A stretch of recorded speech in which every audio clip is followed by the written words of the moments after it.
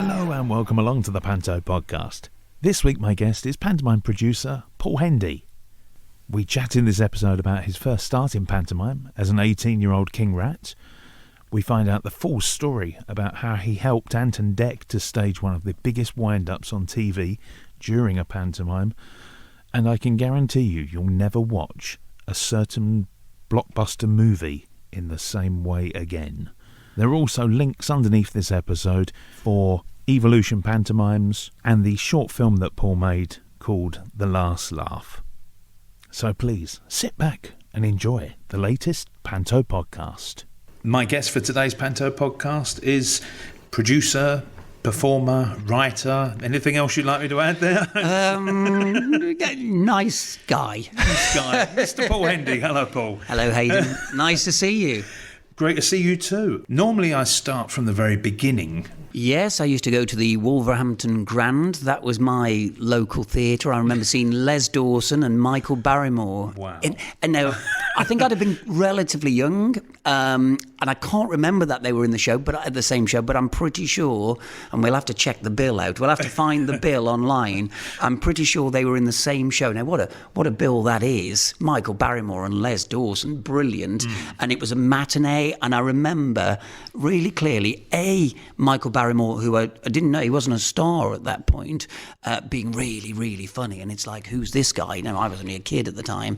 And I remember Les Dawson, it was a matinee, and him just making the band laugh the whole time. It was not necessarily the audience, all the kids in the audience, but I remember like, why the band laughing? So that's a real strong image I have of seeing pantomime when I was a kid. So yeah, my mum used to take me to Wolverhampton Grand Theatre, which is still a great theatre now. And from that sort of set the stones for you? Yeah, it was more actually that I started performing in pantomime as soon as I left school. I got a job in a holiday park. I was like it wasn't a blue coat because we didn't have coats, but I used to do all the blue coat duties. I used to do the knobbly knees and the glamorous granny competitions, and very often the same person would win both of them. And I'm not joking. That sounds like a joke, but it's true. So that was in Clacton-on-Sea. And on the back of that, when I was 18, I did my first pantomime, my first professional pantomime as a performer at the Marine Hall in Fleetwood. I don't know if it's still there or not. Somebody listening to this will know if it's still there, which is just outside Blackpool. And I played King Rat in Dick Whittington. That was my first role when I was an 18-year-old King Rat. Couldn't have been very good, really. Although Les Dawson came to see the show because he was friends with a comedian called Sid Francis. I don't know if anybody remembers these names. And Les Dawson came backstage after the show and he pointed at me and said, "You were really good." And I was like, it's Les Dawson, man, telling me I was really good. It meant so much to me as a young 18-year-old. So that was my first job, and I've loved pantomime ever since. I won't tell you how old I am, but I've been involved in pantomime since I was 18 years of age. So how many, you have a guess how many years is that? 20, few years. Yeah, we'll take that. 20, Go on, Hayden, yeah, I'll take that. Yeah. What about them performing? You said, obviously, going into blue or holiday camps. Were you always quite a sort of outgoing child? Yeah, I was. Really, I look back now and think, where does it come from this? Because there's no one in my family at all who was in entertainment. We didn't know anybody in entertainment. There's absolutely no history of it. I'm from a place called Telford in Shropshire. Not a lot of entertainment going on around there. So where it come from, I don't know. I remember watching TV shows like Morecambe and Wise. I was a huge Morecambe and Wise fan, still am now. I remember watching Morecambe and Wise with my mom and my dad and my nan and my granddad and my brother and my sister, and just everybody laughing. I just have such a strong mental image of that, such a memory of it. And I remember thinking, wow, how do these guys do this? Who are they? I must have been about 9 or 10 at the time. So I was always into sort of television and entertainment, and then there were the TV shows like Tis Was. I don't know if you remember that, with Chris Tarrant and Lenny Henry. And I used to watch that on a Saturday morning and think, well, they just look like they're having fun. And I used to have fun. I was never brilliant academically, but I used to have a lot of fun, and I was in all the school plays. And I just knew from an early age, probably from about 11, that I wanted to work in show business. I didn't know how. I really didn't have a clue how to do it, but I knew that's what I wanted to do. And in the old days, The old days. It makes me sound really old. But it was a definite route into show business, going through the holiday parks and pantomimes, and for several years that was my career. I did a holiday park, and then you'd have a couple of months of just doing walk-on work. Funny enough, I told my assistant today that my first ever TV job, for some reason, Crossroads, the TV show Crossroads, came up today, and I said to my assistant, "You won't believe it, my first ever TV appearance was as an extra on Crossroads," and it was literally just my elbow. And I remember my whole family watching the television going, "Paul's going to be on, Paul's going to be on." We all watched it. Yeah, that's my elbow there. So it's quite a famous elbow. This has been on Crossroads.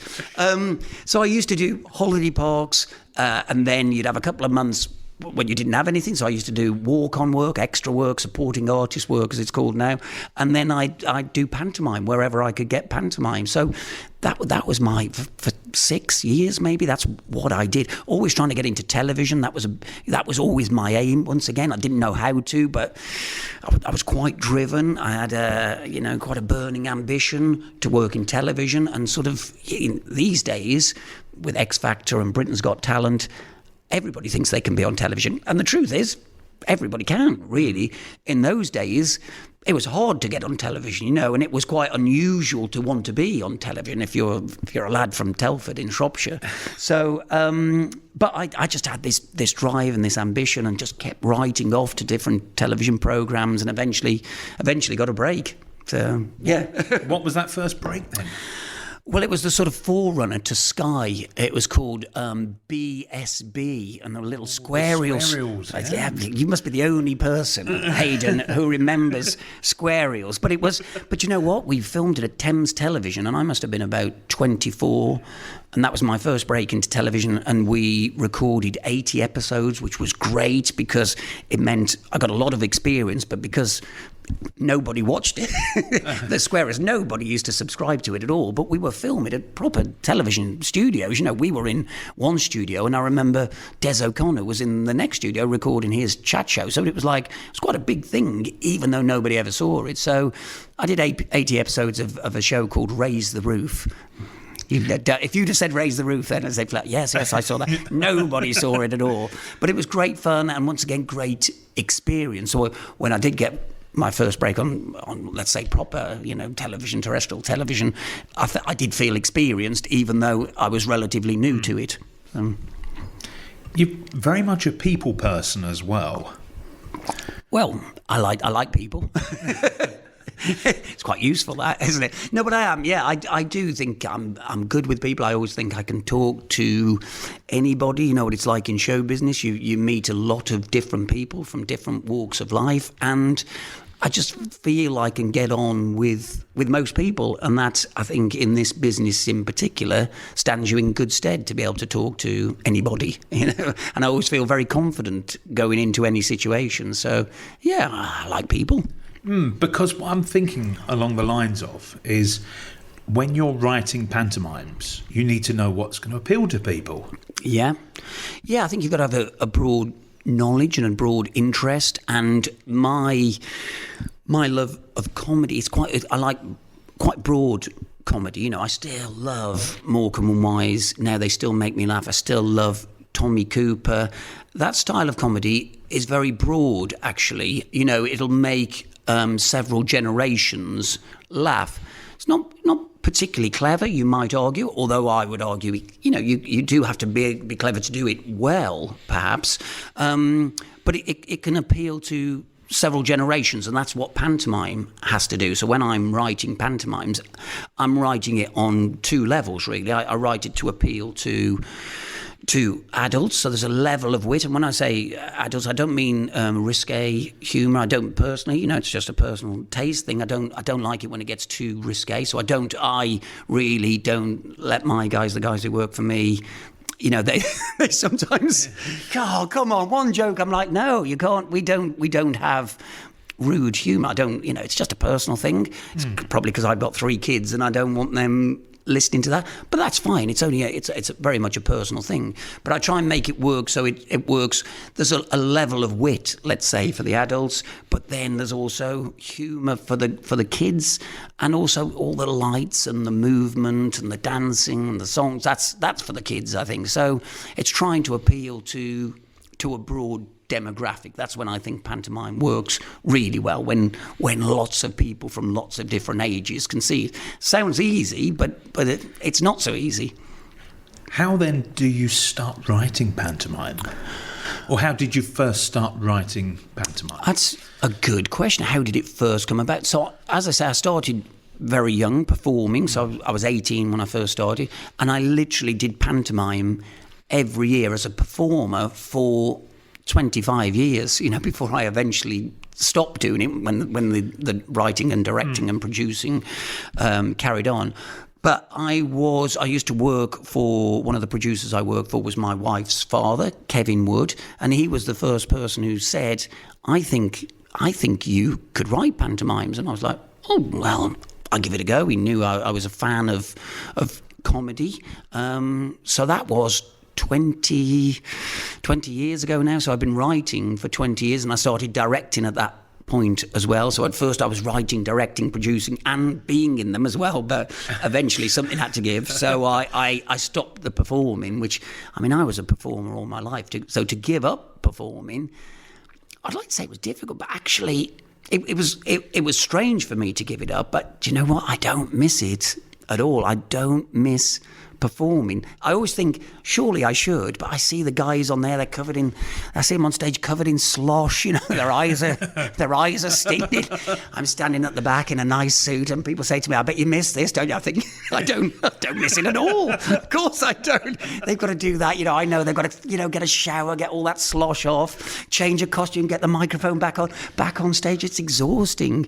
Yeah, I mentioned to you earlier, I went on for Damien Williams, who's a great friend of mine, and Damien's brilliant, in my opinion, one of the greatest dames ever. Is hilarious, and I had to go on for him because Damien had to go. He's never missed a show in 25 years, and he missed one show in Sheffield, and I just happened to be there. I was just watching the show, and they thought they were going to have to cancel the show, and I thought, well, there's, 1,000 people out there. I'm not going to cancel the show. I'm not going to give them their money back. It's disappointing them as well, isn't it? They've all made the effort. Well, exactly.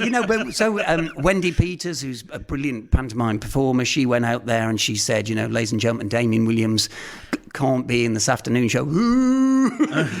But the writer, director, producer, Paul Hendy, he didn't want you to be disappointed, so he's going to, he doesn't know it, he's going to come on with a script, but he's going to perform. And I did it, and I absolutely loved it. But you know what? I was exhausted at the end of it, absolutely exhausted. I did one show. They're all doing 60 shows. I did one show, and you get out of the habit of it in a way, and just the adrenaline that's going through your veins. And then when you stop doing it, I couldn't move for about half an hour afterwards, But I loved it, and I think the greatest compliment was that my son, my teenage son, was with me. Now, can you imagine being a teenager? And he's like, yeah, Fred, I'm going to be playing the dame. I was putting all the makeup on and and the boobs, and my son Fred, he's like, oh, Dad, oh no. I'm like, Fred, I've got to do it, we've got to do it. It's the pantomime. And at the very end, he went out and he watched me do it. And at the very end, he came in and he went, you did well, Dad. And I was like, oh, that was the best. That was the best compliment. Do you know what? It really was, because it was like, well, for Freddie, my teenage son, to say that's a real compliment. So, yeah. No, I really I should point out I got a standing ovation, the only standing ovation of my whole career, and I phoned Damien up at the end, and like, Damien, I got a standing ovation, mate, and I'm coming back. And sure enough, he was back that evening. I hope he listens to this. So you wouldn't be tempted to tread the boards again? No, honestly, I think it's a strange thing. Whatever it is that drives you or drives one to be a performer, I just don't have that anymore, and I get so much more fulfillment from creating, if you like, from writing, from directing, from producing, from sitting in the audience and seeing 1,200 people, children, mothers, fathers, grandmothers, grandfathers, all laughing at something that ultimately I've created. That I get as much of a buzz, if not more, from that. So yeah, no, I don't miss it at all. I like to think I can still do it if called upon. I quite like that. Yeah, I can do it, but I genuinely don't miss it at all. No. Over those 25 years then, when you were performing, you said you started off as a baddie. Yeah. And then you were sort of comic. Yes, I think I only played baddie once, actually, that first year. Was it fun playing baddie? Yeah, I think it was. I mean, if you think I was 18, I didn't know anything about the business. I'd done one season at a holiday park in Clacton-on-Sea, and then suddenly I'm on stage. So I didn't really know what I was doing. It, yeah. Yeah, I've got a video of it, actually. And I've watched it a couple of times over the years, and I think, well, for an 18-year-old, not bad, but I wouldn't cast an 18-year-old now in the role of King Rat, So I don't know how I got the job. I really don't. But yeah, I soon moved over to the sort of comedy side. I played my next pantomime was, and get this, you'll like this, Panto fans, was with Clive Webb. Clive Webb and I were brokers men at Ashton-under-Lyne, Tameside Theatre, Ashton-under-Lyne, and so that was my second pantomime. It was with Clive Webb. He's done well, hasn't he? Yeah, so the Tismos connection as well. Well, exactly. Which for me, working with Clive Webb was brilliant. The Wizard Webb. Yeah, exactly. And he loved the anarchy of it. Even then, Clive, and I learned a lot from him. And I remember Danny was a young. I don't know how old. I've tried to work it out because Danny, I remember him having a young, 2-year-old or 3-year-old at the time, and that's obviously Danny, which is great. So yeah, there you go.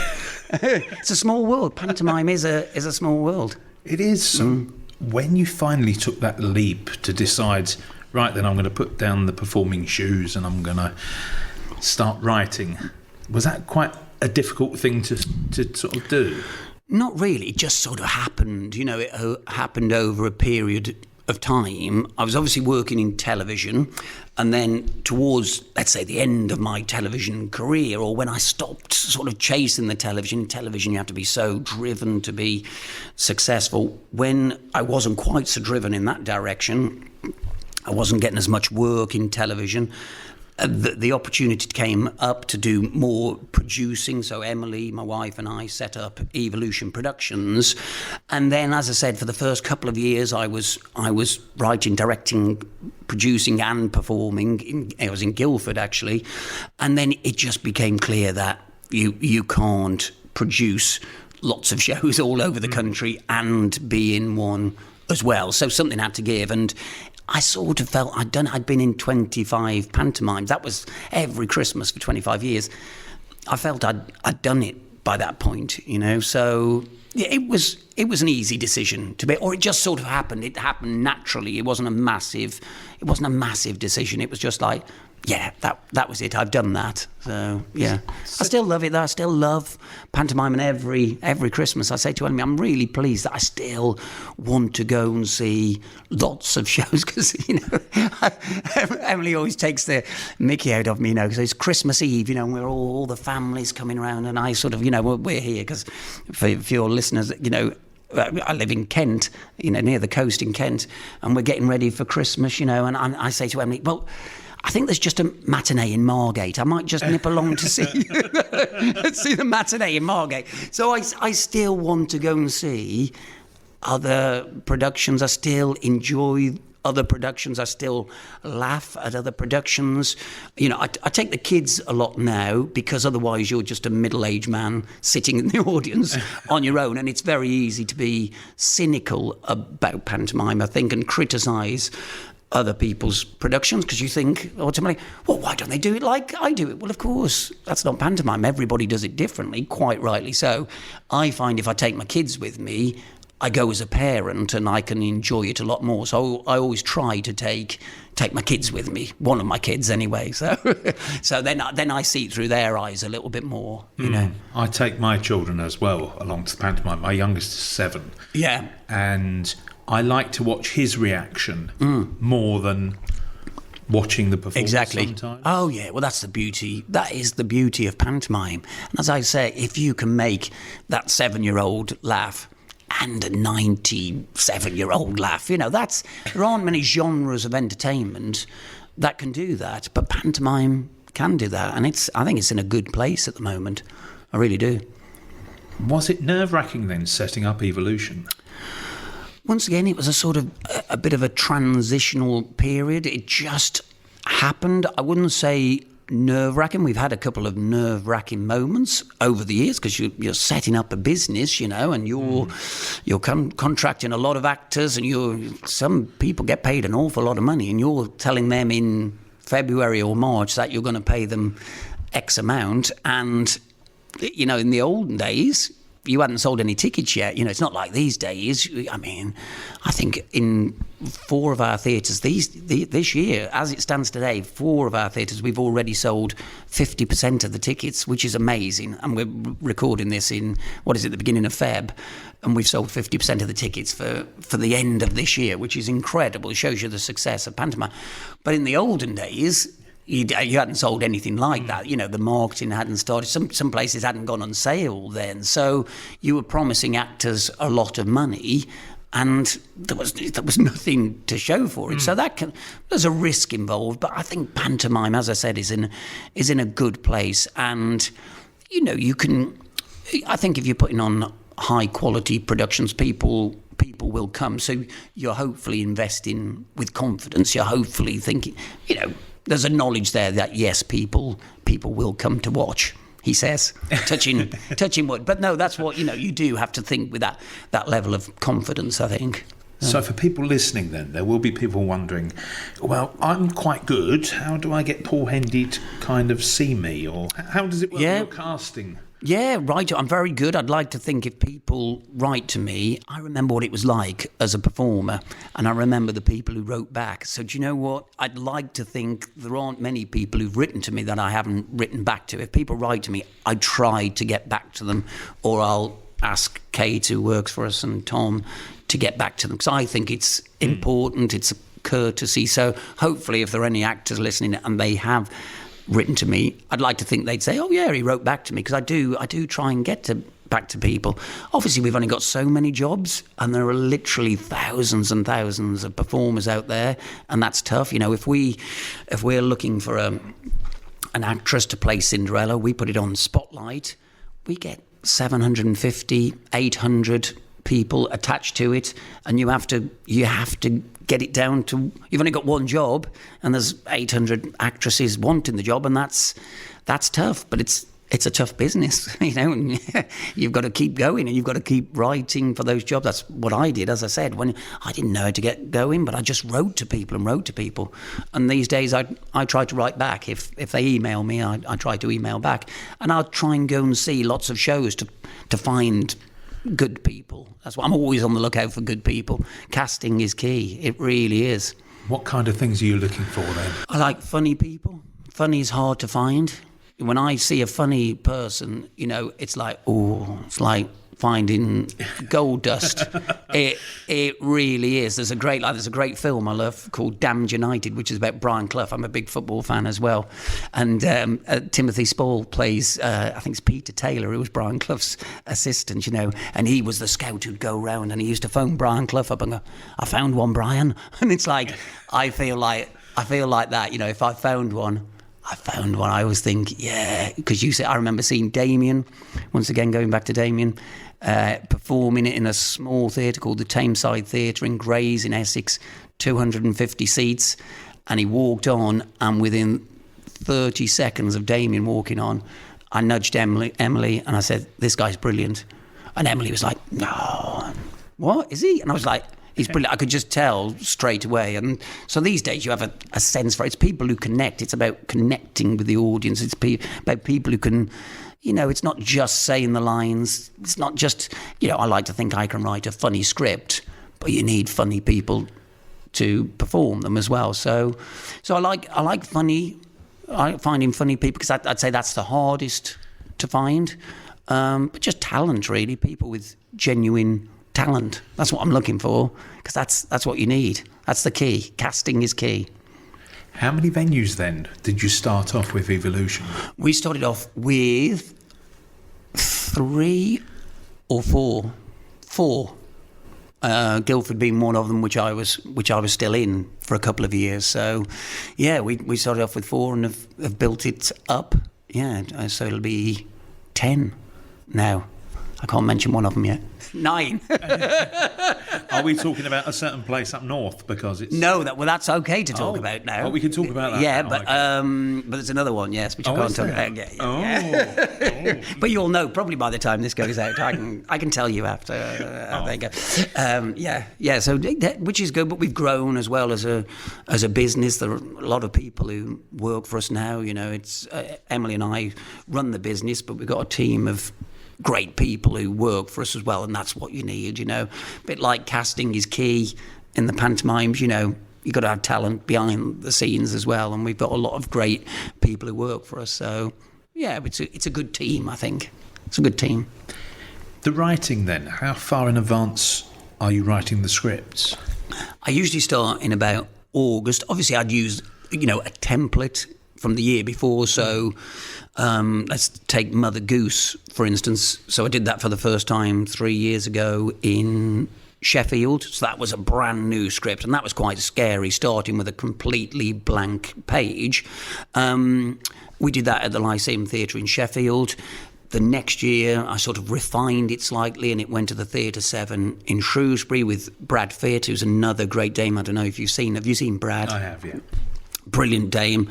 And once again, refined it again, and Brad brought his little bit of magic to it. And then this year, you know, refined the script again, and we just did it in Canterbury with Ben Roddy, who's another great dame. I do like my dames, you see. Well, I think the dame is the engine of the show, and yeah, I mean that sort of comedically and from a sort of energy point of view. I tend to build my shows around the dames, and I'm very lucky, I think, to have some of the best dames in the country working for me. So, it's important to have a good dame. For me, that's what I think. You know, not everybody agrees with that. You know, and that's fine. The beauty of panto is there's room for everyone, and there's, you know, I always think. Pantomime has parameters, you know, and it's got to be within those parameters, you know, and they're quite wide, you know. Sometimes if it steps too far to the left or too far to the right of that is when it doesn't work. But actually, pantomime works because it just touches people on some level, you know. And I always think, you know, why does it work? Why does it work? Interesting, my kids love Star Wars, and you know what? I think Star Wars, why does Star Wars work? Well, if you look at the characters in Star Wars, they're the characters in a pantomime. You've got an ethereal character, an Obi-Wan Kenobi who's a fairy. You know, you've got a baddie, Darth Vader, who's Abanazar. You've got a prince and a princess, Luke Skywalker and Leia, Princess Leia. You know, there are two. Like that. Well, there are two, and there are two sort of comedy sidekicks, the little R2D2 and C3PO. You know, so when you look at it like that, so why is Star Wars this massive, you know, international hit? It's because it's a story, and it's got all of those elements. And if you apply all of those elements and see them, you know, with the pantomime, you go, oh, well, that's why pantomime works, because it's quite universal. I know it's a very British thing, and a lot of people, I've got a lot of friends in America, and they say, you know, would pantomime work here? I think it would. It would, because actually the themes in pantomime and the characters in pantomime are universal, and so it would work. And my friends have said, "Oh, you should bring pantomime out here," and I'm like, "No, I don't want to be a pioneer, you know." But it would work. I'm convinced of it. That, you know, it's universal. The themes are universal, so it would be popular. You couldn't be tempted to take it over there. Well, maybe, but bear in mind, you'd be 150 years behind the curve, really, wouldn't you, know, of where we are now in Britain. So you'd be starting something, and it would take a lot to get it going. I think it might take someone younger than me with that driving energy to go over there and say, yeah, I can do this. You know, me 20 years ago, I think maybe take it to America and try it. I think it could go. I really do. I think it'd work. It's becoming a thing in Australia now.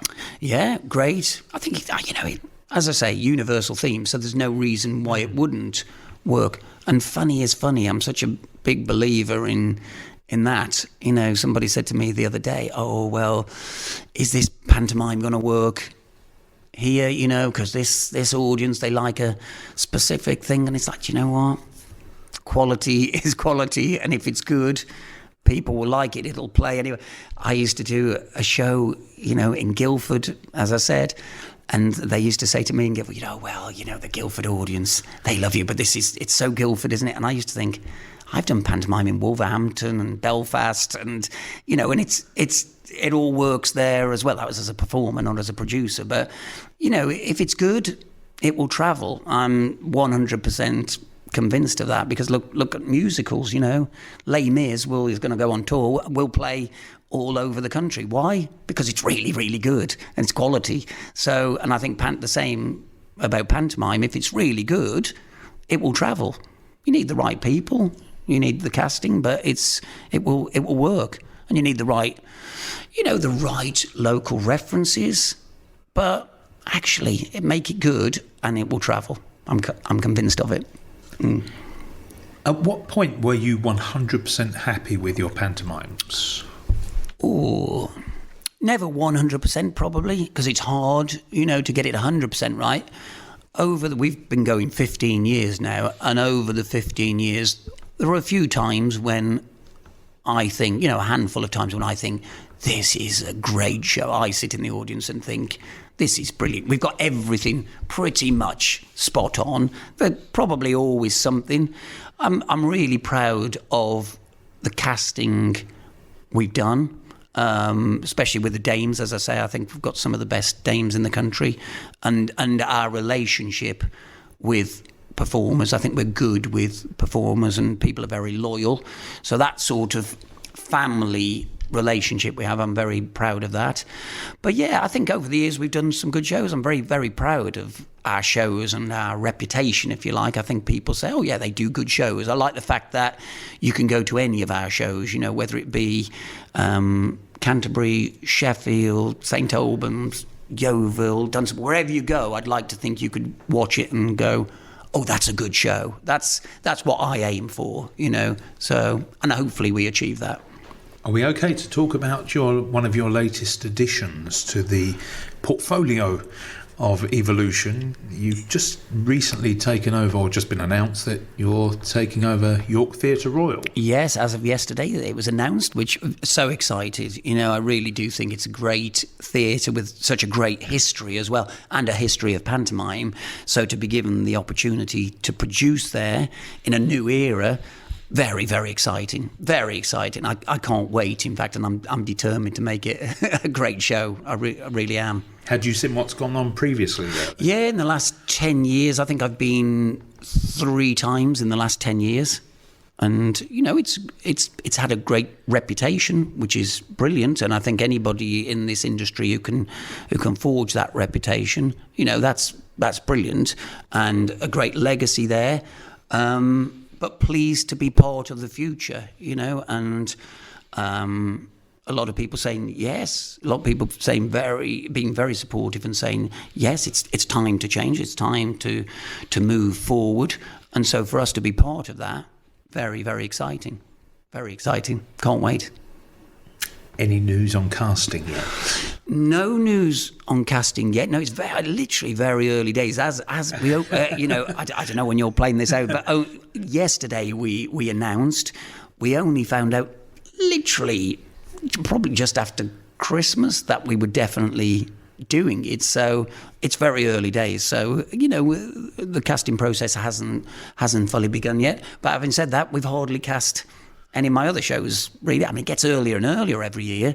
We didn't used to start casting till April, whereas we start casting sometimes in November and December of the year before. Now, some of the star names, we might approach them for the following year.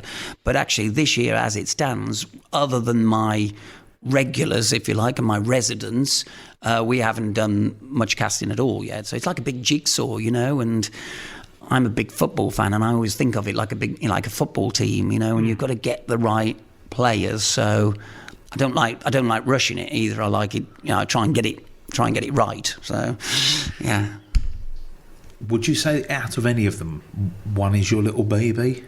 No, they're all my babies, and just like my children who you've met, Hayden, they're all my favourites. But I do have one favourite. No, I don't. People guessing. No, seriously, they're all my babies. I love them all for different reasons, and seriously. Yeah, no, they're all great. I'm very proud of all the shows and all the theatres we produce in. And as I say, the reputations with the actors, but the reputation and the relationship with the theatres as well, because that's important. It really is. For your pantomimes, then, are there any stock routines that you love to include? Stock routines, probably we do the ghost gag every year in every show just because it's become a tradition. So that's a real stock routine. What else, really? I do court routines, and I'm very proud of being, I'm going to say the first. Somebody might argue with me. Somebody will write in. But the court routine, bringing stuff out of court and puns, basically, a court full of puns. I'm claiming that one. I'm claiming that. Somebody will say, no, we did it first, but that's fine. So I'd say the court routines, that's something I think we've become known for, and I'm quite proud of those, coming up with different puns every year is a big thing for me. We've got a great water routine, which was in Sleeping Beauty, which is like a crazy bathroom routine, which I bought from Theatre Royal in Norwich, and that was great. That's a good routine. You have to come up with so much, so much different stuff all the time. It's good fun, though. Good fun. And is it true, from what I've heard on the grapevine, that you have an unedited version of the Stephen Mulhern Saturday Night Takeaway? Is this... Yeah. I don't have an unedited version, but I tell you what, it was brilliant. It was... Actually, I probably have got it. I probably have got the whole video, the whole thing recorded. It was brilliant. And they really, really got him. And the trouble they went to get him was amazing. They built cameras, and they built the sort of the casing, if you like, for the cameras before we even arrived to start rehearsing the pantomime. They put it all in so that when he went into his dressing room, it wouldn't look weird and wouldn't change suddenly. And not only did they put it in his dressing room, they put it in the next two dressing rooms as well, so he wouldn't look at like a box on the wall, which ultimately would have the camera in. They put it in the next two dressing rooms, so it just looked totally normal. Man, they really got him, and it was brilliant. I was so pleased and proud to be part of that, because whose idea was it then? It was Anton Dex, I think. I think he'd always said, "You'll never get me." And they thought, right, we'll get him. And they got him big time. There was something like 40 cameras. I think it was the most cameras they'd ever used. There were cameras absolutely everywhere. I was wearing a camera on my shirt. I had to take him for lunch. I had to get him away from the theatre for them to set up. So I had to take him for lunch. So I was sitting there having lunch with him, knowing that in about 40 minutes they were going to be it. But also when I was having lunch with them, God, there must be so much stuff going on at that theatre with all the guys putting the cameras up. It was brilliant. I think it's a great piece of television, actually, and I think in 20 years, people will still be talking about that as a really funny piece of television. Yeah. Did he forgive you? I think he did. I think he loved it. I think it was one of those, wow, because they really messed up the performance. It was everything. It was everything. Yeah, it was just like, it was chaos. But you know what? And this is real testament to Stephen, and this is what he's like. He never lost it backstage. He didn't swear. It was all about carrying on. The show must go on, you know. And Stephen was a redcoat, as you know, at Butlins, and that thing of coming from there where the show must go on. So it was all falling to pieces. But he was like, come on. He was trying to keep the show, going, which was brilliant and a testament to him. I did think that afterwards, like, wow, he did well to keep that together, because a lot of people would be coming off and screaming and shouting, whereas he was just like, what's going on? What's going on? No, oh yeah, and they were tipping water over his trousers on his quick change, and the shorts were too small. I want to see the whole thing, because it was just crazy. Was. Yeah, it was brilliant. It really was. And Ant and Dec were just back there sniggering away. So, very funny. It was classic. What was the audience reaction like on that night? It was great. It was actually filmed in the day, and they didn't know, the audience. It was actually a sort of separate audience that we sold. We didn't sell it. I can't remember how we got the audience in, but it wasn't part of the normal schedule, if you like. But the audience didn't know it was for that. They thought it was something else. I think we told them it was a special thing we were rehearsing or whatever. But they didn't know it was. They thought they were just watching a normal pantomime. So, the level of organisation that went into it was incredible.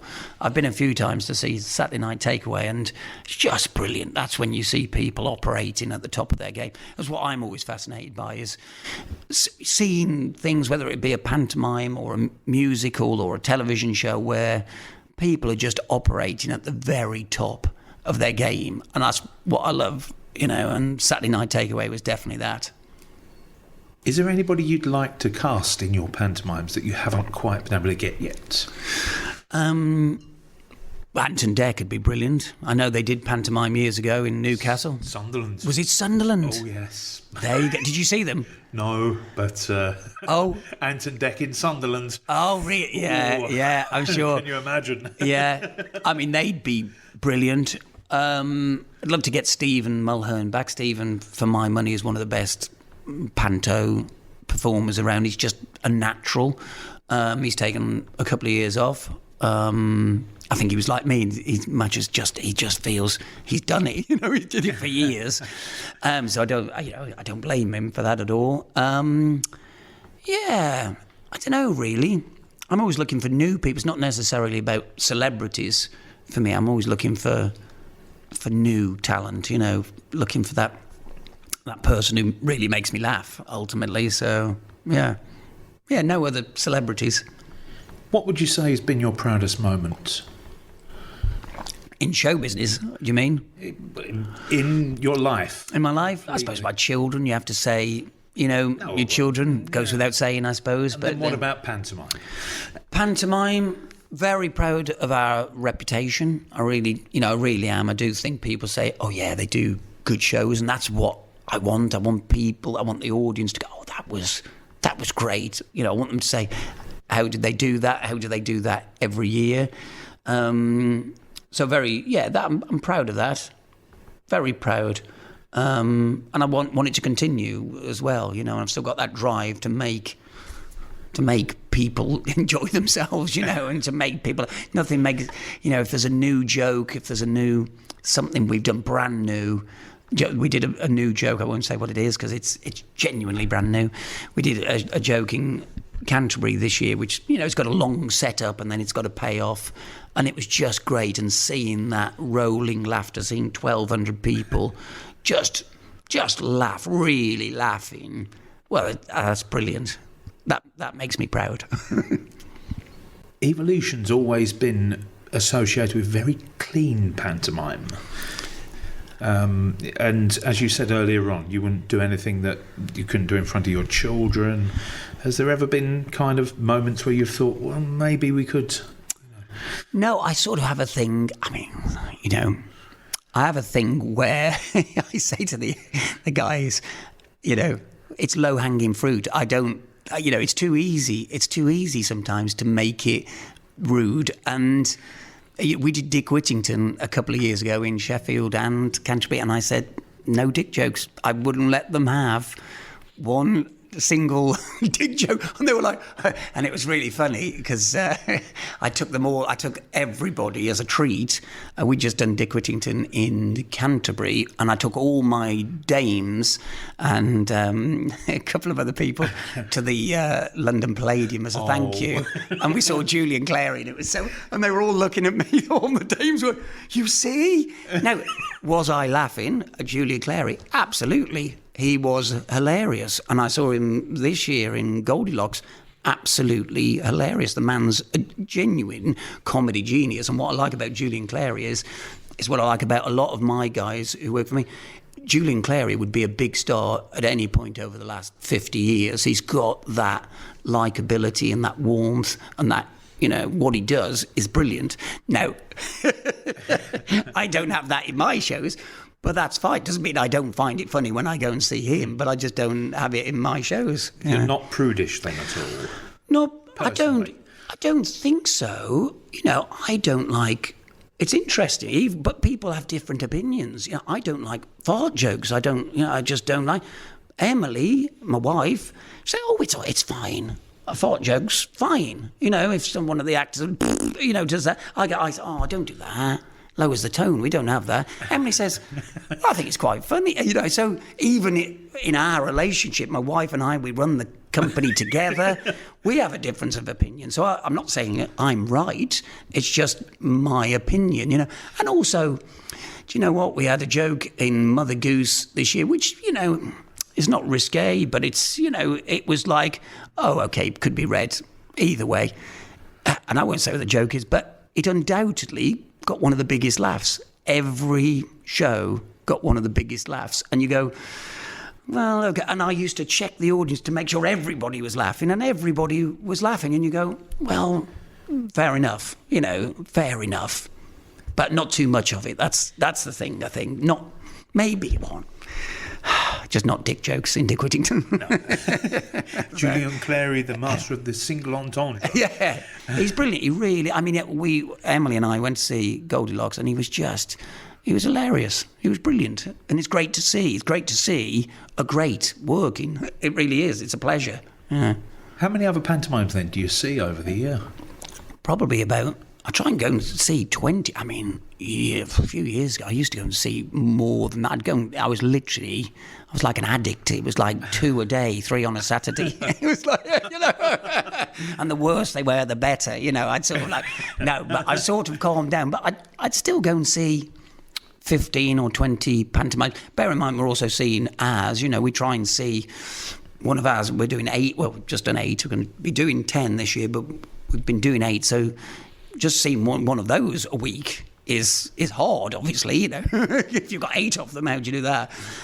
So to see others as well. But that's, you know, I like to try and find other people, you know, and just see what everyone's doing. It's just good to know what's happening, I think, and what different theatres are like. I like visiting new theatres and seeing that whole experience. You know, I keep saying to Emily, I hope I never get bored of this. I hope I never stop loving pantomime as someone who sits in the audience as well, you know. I hope that never happens. Have there been any exceptional ones you've seen over the years that aren't your own? Yeah, one that sticks in my memory just because I was surprised by it was Cinderella at the Liverpool Empire with Cilla Black. And it was Cilla Black, Jennifer Ellison, and Les Dennis. Was Ted Robbins in it? I can't remember. I don't think he was, but in my mind he was. Maybe he was, I can't remember. You've been seeing too many pantomimes yeah, in one well, day. Do you know what? They merge, don't they? Well, they really do. They really do. But you know what? I remember being blown away by Cilla Black. Just because, I didn't expect it. It was a matinee, and I thought, Cilla Black, I mean, surely she's going to walk it. Do you know what? She came on, and she knocked it out the park, and you sort of go, oh, that's why. That's why you're a star. She walked on and hit the back of the Liverpool Empire on a matinee. Do you know what? And it was brilliant. It was brilliant to see. Jennifer Ellison was brilliant. Les was brilliant. It was one of those shows which wasn't mine, which I remember. I remember seeing Barbara Windsor. I can't remember where I saw her, but sort of I think it was Bristol. And she was another one who you go, is she going to walk it? She didn't walk it. She came on and she was a star, and once again you go, yeah, that's why they're who they are. They don't walk it. When you're that person, yeah, they don't walk it. Even a matinee, So that's great. Those are a couple that stick in my memory as being, well, that was great. I like being surprised. I like being really surprised by shows when, oh, this is really, really good. I went to Loughborough Town Hall, Morgan Bryn's show there, and it was like, this is really good. Really, and you shouldn't be surprised, but when you see an awful lot and you also know the inner workings, if you like, how a pantomime is and you've seen an awful lot. So when you can still be surprised, that's great. I think what they're doing at the London Palladium is amazing. It really is. They have such spectacular shows and they're good for the genre. I think in the last 10 years, there's been a lot of investment in pantomime. We're investing, Kudos are investing, they're high quality shows now, and that's what I think everybody, that's the mindset.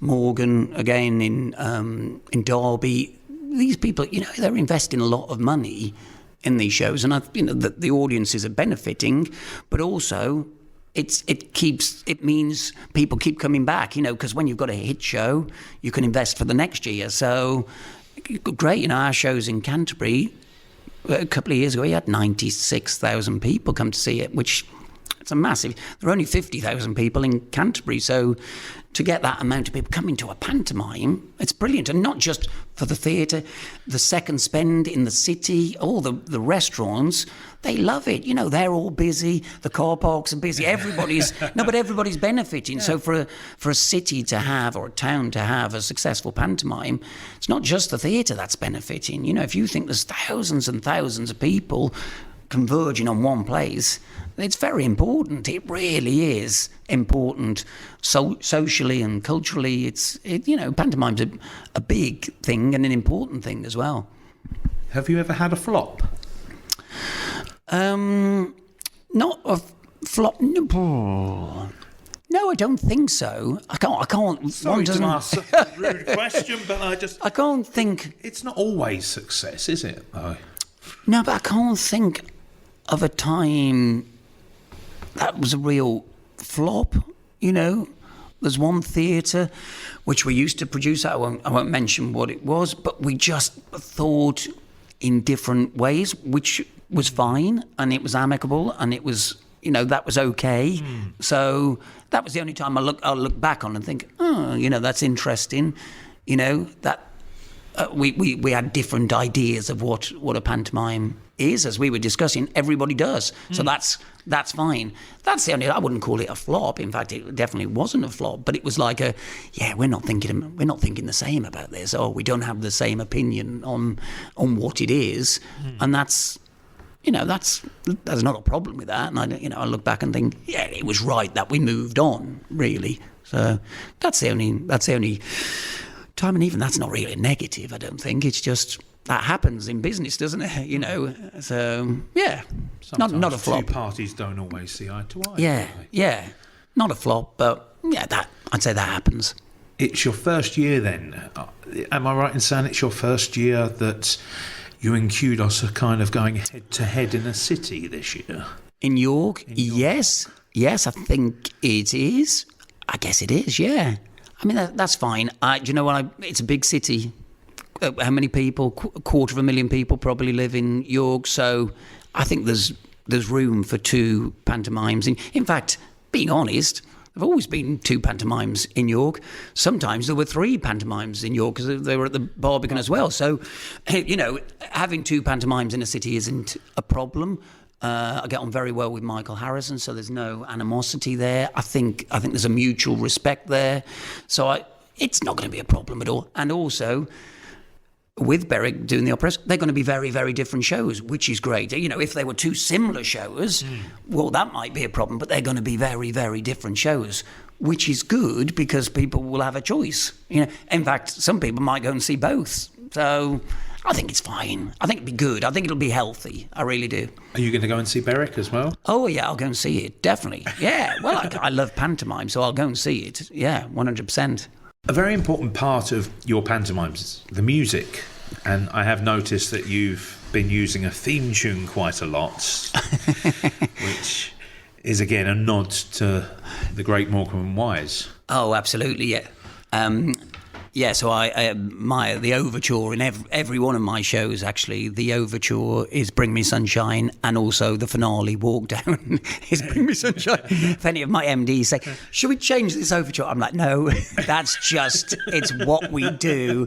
We changed it one year in Canterbury a few years ago. I just wanted to say maybe we should change it, and we did Mana Mana from the Muppets, which I felt was a great sort of a nod to the Muppet Show as well.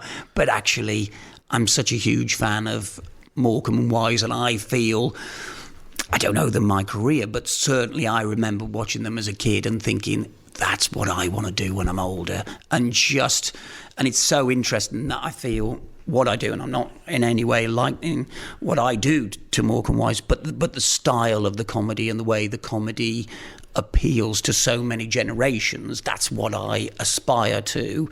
So it's interesting that I'm doing that, and the style of comedy, the wordplay. I'm a big Eddie Braben fan, who was the writer. He was brilliant. He was a genius. And that's what I'm inspired by, and that's the type of comedy I try to do, and that sort of sense of fun, if you like, and the spirit of it is what I try to capture, in a modern way. It's no good coming back to the 1970s. It's not that. It's a modern way of doing it, but just that fun and that spirit. That's something I aim to do. Did you ever get to meet them? No, sadly not. No, Eric died in 1984, which was just pretty much as I was coming into the business, really. So no, he was gone before. 1984 was my first year working on a holiday park. So no, I didn't. Great regret. But a huge fan, and they were a huge inspiration to me, definitely. So yeah. The music then, anyway, when you're bringing the music in to the pantomimes, do you need to be a strong singer for performers, do you think? In certain roles, definitely, and especially these days. In comedy roles, not so much, because if you found somebody who's really funny and they're playing a comedy role, you don't. Yeah, do you know what? I'd say don't worry about it. You don't have to sing. That's not what your role is. These days, if we're casting somebody as Cinderella or as a prince, they've got to be able to sing. I think the days of those characters not being able to sing, we've all seen pantomimes where you think, oh, they can't sing, But I think in let's say, high quality pantomimes these days, they've got to be able to sing.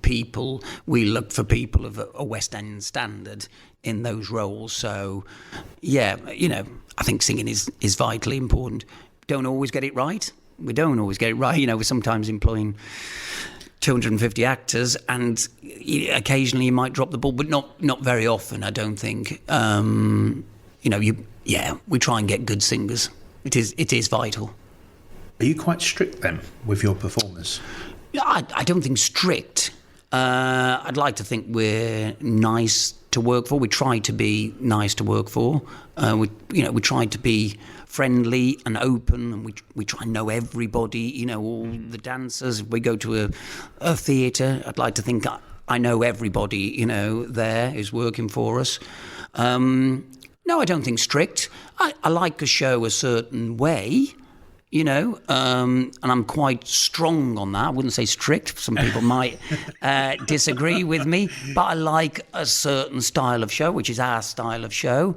And, my scripts are quite, they're quite scripted, actually. Even, a lot of the ad-libs are scripted.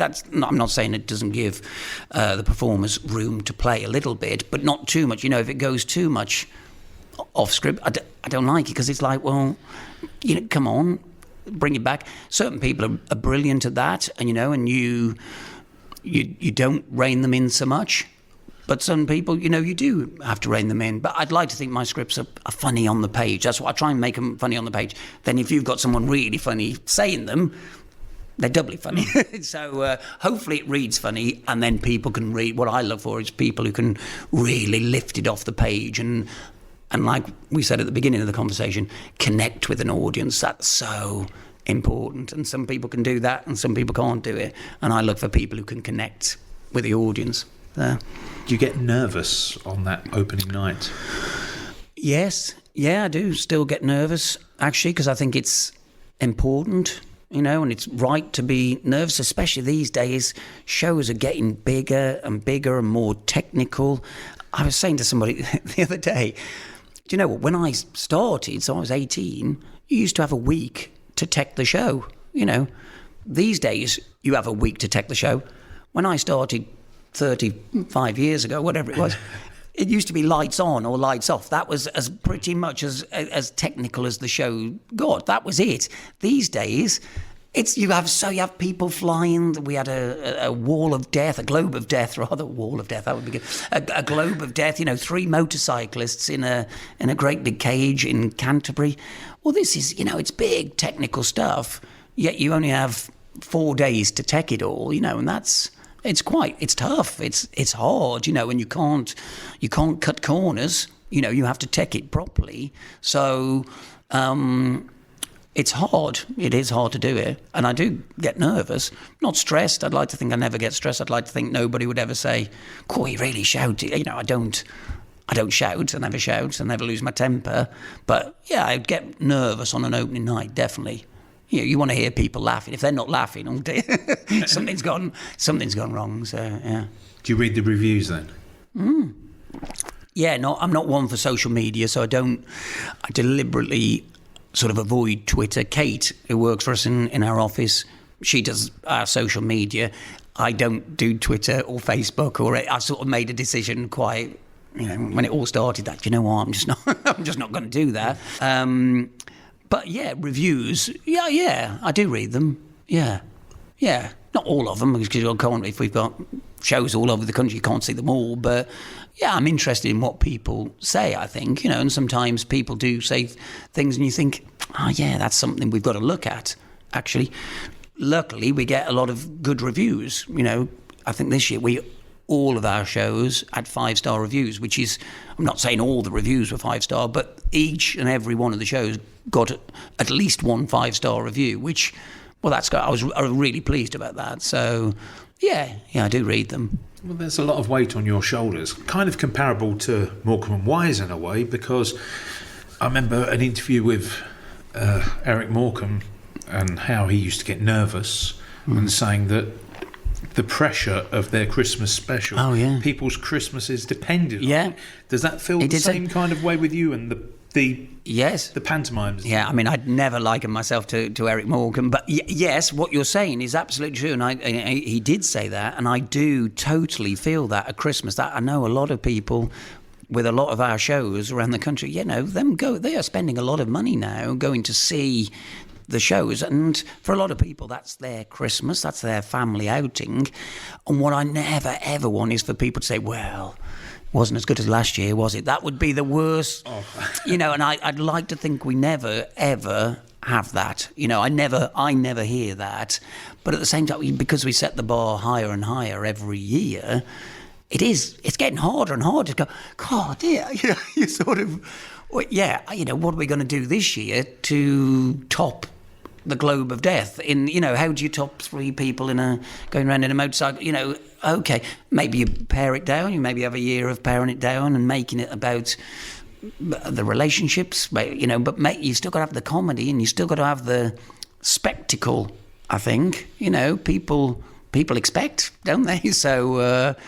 Yeah, it's tough when but good fun as well. I always think, you know what, it's a good job, isn't it? It's a good fun job. I mean that. That's why I think I never really get stressed, because I think, look what we do. Look what we do for a living. It's great fun, isn't it? We're spreading joy and laughter. That's a good thing. What would be your advice to people then who may be starting up in the business? I would say, you've got to be successful in this business. You've got to be driven. You know, it doesn't come to you. It really. I always say in show business, the formula for success, I think, is talent. You got to have some talent, even if you might see some people and think, oh, they're not talented. They've got some talent. So talent plus ambition. So you've got to want it. That very few people make it who don't want it. It doesn't happen by accident. But also drive is very important, and drive and ambition. You might say they're the same thing. They're not the same thing, because ambition is wanting it to happen. Drive is making it happen. So talent plus ambition plus drive. If you've got those three things, you'll do well in this business. And also, never give up. Never give up.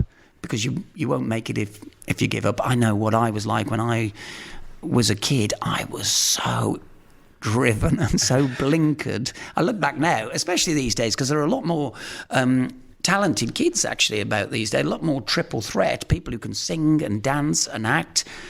Well, I could never really sing. I'm not a great singer, not a great dancer, to be honest. I wasn't the greatest actor, but I tell you what, I wasn't, But I had a lot of drive, and I had a bit of talent, I could do comedy, but I had a lot of drive and ambition, and that.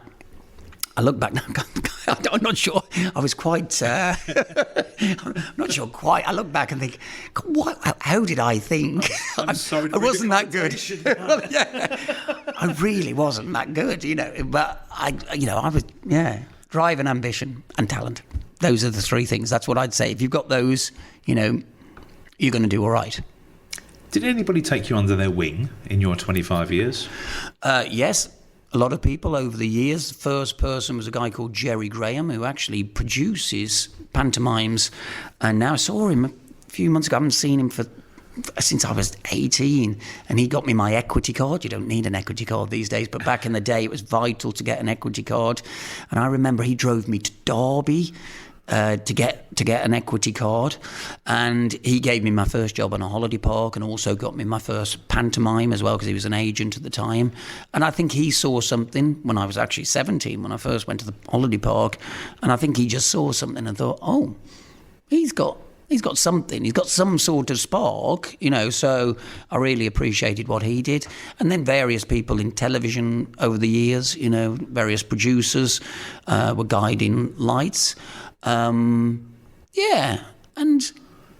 a lot of friendships. I think you take advice when you meet people, and you learn a lot from people who you respect. I think, and you look at people and think, oh, that's a good way to do it, or that's not a good way to do it. So there've been a lot of people over the years who've helped me. Definitely, you can't do it on your own. You need some people to. That's why I always try to. If people write to me, asking, for advice, I always try and give advice, because I think it's important, Or if somebody, can I come in and see how you direct? How you take a technical rehearsal? I always say, yeah, come in and sit down and watch it. I quite like that. I quite like helping people in that way. So, yeah. What do you do then after pantomime to relax? Do you relax? Yeah, I do relax. Yeah, we're sitting, as you can see, in my kitchen. We're real family people. I've got 3 children, and I think we've got the work-life balance just right. I'd like to think that our children wouldn't say, "Oh, my mum and dad were never there." We're here a lot of the time. It gets busy over the Christmas period, obviously very busy. But as we said, we take them with us, and I take them to the pantomime. So I think the way I relax is with family. Also working on a film at the moment, which is very exciting. I've been working on it for 3 years. That's a whole different story. Don't get me started on that. But that's exciting. No, but that's very, that's very exciting, and that's a passion for me. And I want to see that through. And once again, in the same way I was driven when I was a kid, I'm very driven to make that happen. So yeah, it's that's the way I relax. You don't need to relax. Somebody said if you find a job you love, you'll never work a day in your life. You'll never do a day's work in your life. And I feel, well, I've got a job I love, so you don't really need to relax, because it's a great job. I watch films. I love films. There you go. That's what I do. Probably I like movies. So What kind of films? comedies. But anything. I can watch any film. I just love the art of filmmaking, really. That's my escape of how they make films. I mean, I love theatre, love pantomime, but wow, how they make films. That's what really fascinates me. That's my passion, if you like. So yeah, I'd love, to I've made a couple of short films, but to make a movie, that's my next goal, if you like. Yeah. Can we talk about The Last Laugh? The Last Laugh, yeah, was a short film I did with Damien Williams and Bob Golding, two of my dames, actually, still working for me now, and they're brilliant, both brilliant, actually, and an actor called Simon Cartwright, Simon played Bob Monkhouse, Bob played Eric Morecambe, and Damien played Tommy Cooper, and it was just this idea I had about three famous comedians, sitting in a dressing room discussing the secret of comedy and what it takes to be funny and what it means to be funny.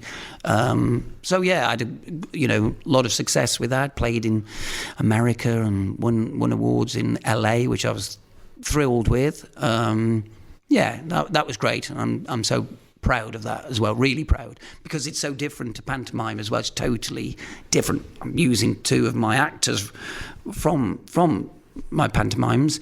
But they're brilliant in it. I mean, if anybody's interested, it's called The Last Laugh, and it's on Vimeo. You can see it. I think if you like show business and you like comedy, you'd enjoy that film. It's my thought anyway. I'll make sure I put a link on the bottom. Oh, that'd be nice. Yeah, I'm very proud of it. Very proud of it. Have the family seen it? Yeah, Gary Morecambe, who's Eric's son, is a good friend of mine, and Gail Morecambe, his sister, Eric's daughter.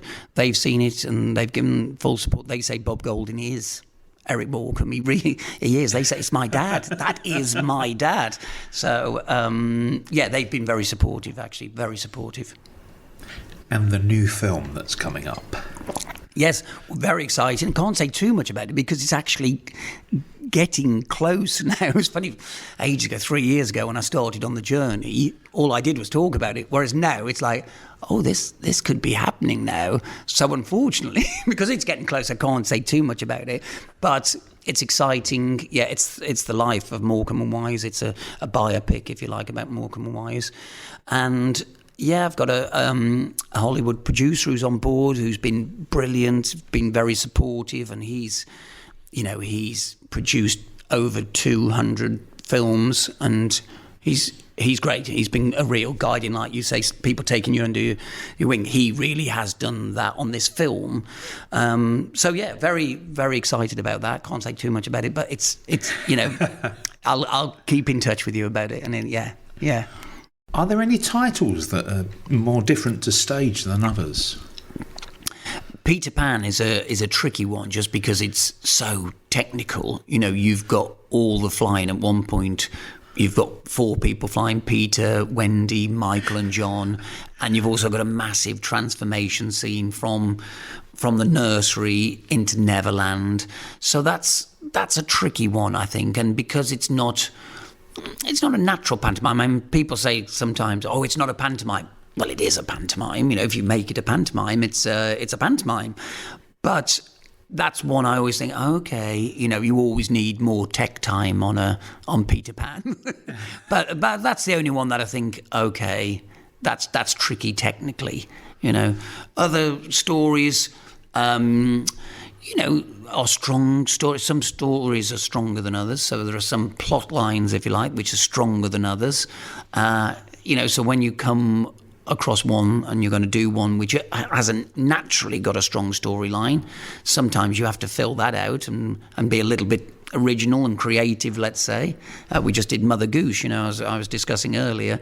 That's, you have to make, what's the story of Mother Goose?